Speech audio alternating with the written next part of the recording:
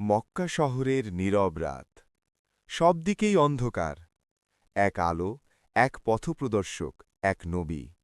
ইতিহাসের সবচেয়ে বড় হিজরত শুরু হতে যাচ্ছে। এই হিজরত শুধু শহর পরিবর্তনের ঘটনা নয়, এটি নতুন যুগ, নতুন সমাজ, নতুন আশা নিয়ে আসার গল্প। চতুর্থ হিজরির বছর। মক্কা ছিল অত্যাচার ও অন্যায়ের ছায়ায় ভরা। কুরাইশ নবী সাল্লাল্লাহু আলাইহি ওয়াসাল্লাম ও তার সাহাবীদের ওপর কঠোর নিপীড়ন চালাচ্ছিল। খাবার থেকে বঞ্চিত, ঘর থেকে বের করে দেওয়া, প্রতিটি পথ বন্ধ। তবে আল্লাহ নবী সাল্লাল্লাহু আলাইহি ওয়াসাল্লামের জন্য নতুন পথ প্রস্তুত করেছিলেন। হিজরতের পরিকল্পনা। নবী সাল্লাল্লাহু আলাইহি ওয়াসাল্লাম তার নিকটতম সাহাবীদের সঙ্গে মিলিত হলেন। হিজরতের পরিকল্পনা তৈরি হল, বিশেষ করে আবু বকর সিদ্দিক রাদিয়াল্লাহু আনহুর সঙ্গে। সব দিকেই বিপদ, শত্রু চোখ রাখছে প্রতিটি পদক্ষেপে। কিন্তু আল্লাহর প্রতি পূর্ণ বিশ্বাস ছিল। রাতের অন্ধকারে নবী সাল্লাল্লাহু আলাইহি ওয়াসাল্লাম ও আবু বকর সাল্লাল্লাহু আলাইহি ওয়াসাল্লাম চুপচাপ বাড়ি থেকে বের হলেন। যাত্রা শুরু। মক্কার গলি ঘুরে নিঃশব্দে এগিয়ে চললেন।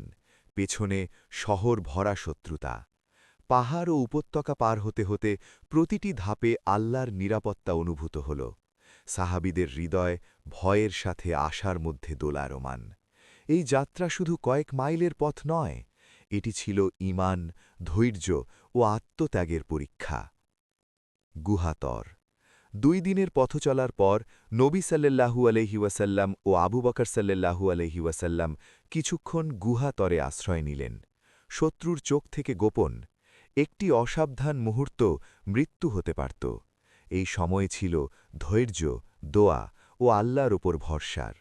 শত্রু কাছে এলেও আল্লাহ নবী সাল্লাল্লাহু আলাইহি ওয়াসাল্লামকে নিরাপদ রাখলেন। মদিনায় আগমন। অবশেষে মদিনার ভূমি দেখা গেল।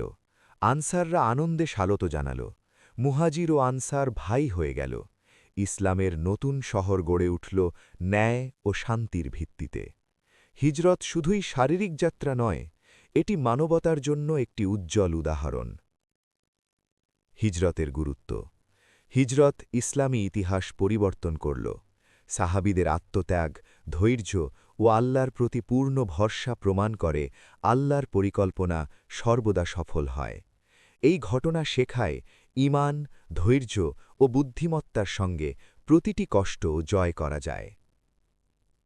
নবী সাল্লাল্লাহু আলাইহি ওয়াসাল্লামের হিজরত আমাদের মনে করিয়ে দেয়, আল্লাহর প্রতি বিশ্বাস, ধৈর্য ও বুদ্ধিমত্তা থাকলে অন্ধকার ও আলোতে রূপান্তরিত হতে পারে।